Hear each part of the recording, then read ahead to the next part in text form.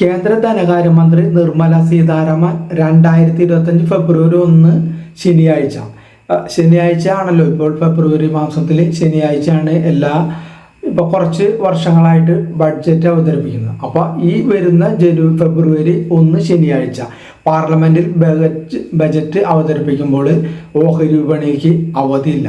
പൊതുവിൽ ശനിയാഴ്ചയൊക്കെ മാർക്കറ്റിന് അവധിയായിരിക്കും. പക്ഷെ ഈ പ്രാവശ്യം ബഡ്ജറ്റ് വന്നതുകൊണ്ട് ഓഹരി വിപണിക്ക് അവധി ഇല്ല. അതിനെക്കുറിച്ച് നമുക്ക് നോക്കാം.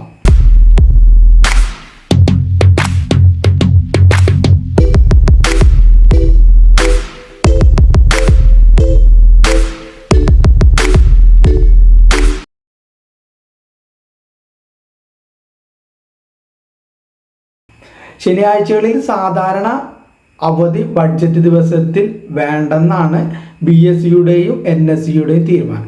ഇത് സംബന്ധിച്ച് നടപടിക്രമങ്ങൾ ഇരു എക്സ്ചേഞ്ചുകളും ആരംഭിച്ച് തുടങ്ങിയിട്ടുണ്ട്.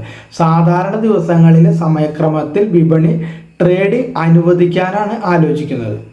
അതായത് ധനകാര്യമന്ത്രി നടത്തുന്ന ബഡ്ജറ്റ് പ്രഖ്യാപനങ്ങൾക്കനുസരിച്ച് ഓരോ ബഡ്ജറ്റിൽ വരുമ്പോൾ അത് ഏത് കമ്പനിക്കാണ് അനുകൂലമായ ബഡ്ജറ്റ് തീരുമാനങ്ങൾ ഉണ്ടാവുക, അല്ലെങ്കിൽ ഏത് കമ്പനിക്ക് ദോഷകരമായാണ് ബഡ്ജറ്റ് തീരുമാനങ്ങൾ ഉണ്ടാവുക, ആ കമ്പനിയുടെ ഷെയർസിൽ ഒരു ഫ്ലക്ച്വേഷൻ ഉണ്ടാവും.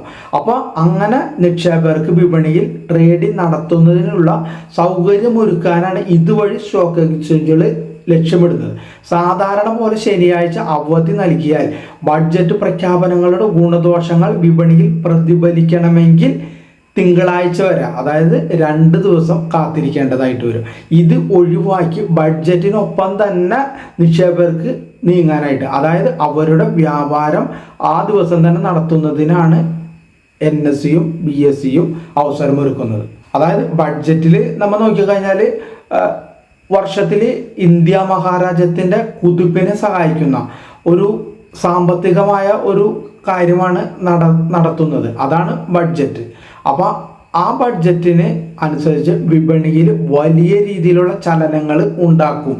എന്നാൽ ഇങ്ങനെ ബഡ്ജറ്റിൻ്റെ അവസരത്തിൽ ശനിയാഴ്ച ട്രേഡിംഗ് നടത്തുന്നത് ഇത് ആദ്യമായിട്ടല്ല. ഇത് 3ാമത്തെ തവണയാണ് ബഡ്ജറ്റ് അവതരിക്കുന്ന സമയത്ത് ശനിയാഴ്ച വിപണി തുടർന്ന് പ്രവർത്തിക്കുന്നത്. ഇതിനു മുമ്പ് ഇതുപോലെ വന്നത് 2015 ഫെബ്രുവരി 28-നും പിന്നെ 2020 ഫെബ്രുവരി 1-നുമാണ്.